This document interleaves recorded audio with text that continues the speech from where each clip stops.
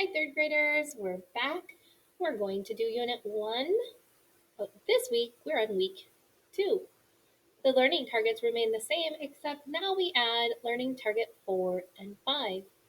I can read and analyze a passage. Number 5, I can compare and contrast two selections. Today we're going to talk about a genre. The genre we're talking about is biographies. And a biography is a nonfiction text. It tells about a person's life and is written by somebody else. If we have the word autobiography, sorry, it's hard to write with my mouse. That is a biography, but it's written by the person who's telling the story. But a biography is written by somebody else. So here is a book about Martin Luther King Jr. Somebody else wrote that about him. Here's a book about Helen Keller. Somebody else wrote that. Okay, it's nonfiction, which means real, and it tells about the person's life. In your reading packet, you are going to find this page in the packet. If you don't have your packet, please pause the video and grab your packet. We are going to write the features of a biography. So features are things that are included in biographies. So what I would like you to do is grab a pencil or pen or a writing utensil and follow along with me. The first thing, a biography tells about a person's date and place of birth. So up here, we'll add a biography tells about a person's date and place of birth. It means it tells them where somebody was born and when somebody was born. Where and when somebody was born. Where and when somebody was born. Okay, you're going to write that in there. Now, if you need more time to write, just pause the video and then you can restart it when you're done writing. Right. So, if we think of another thing is a biography describes the impact of the person. I'm going to say impact the person made in the world. An impact is how did they change it? They could have changed it for the good. They also could have changed it for the bad.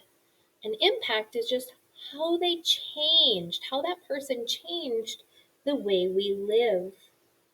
Okay? Another component of a biography is typically it starts with a hook. The hook is what grabs our attention. That's true of most stories. But a biography usually starts with a hook too. All right, now there's a hook, and there's also going to be, it also is going to have, in a biography, it is going to give quotes of what the person said. So there'll be quotes in the story that people actually said. We know there are quotes because they put quotation marks around where the person is talking. You probably know this famous quote, I have a dream. That is the starting of a sentence that a famous person said. We know that quote because so many people use it. So either that person was heard talking on television, interviewed in the newspaper, or somebody knew they said that. So anytime there's quotations, that's people talking. All right, the other thing that we learn in a biography is we learn about the person's life. Okay, we learn about their life. We learn about how they grew up and their childhood. Where did they live? What were they like?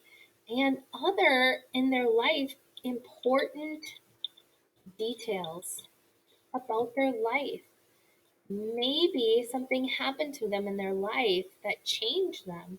And then that's important for us to know as readers.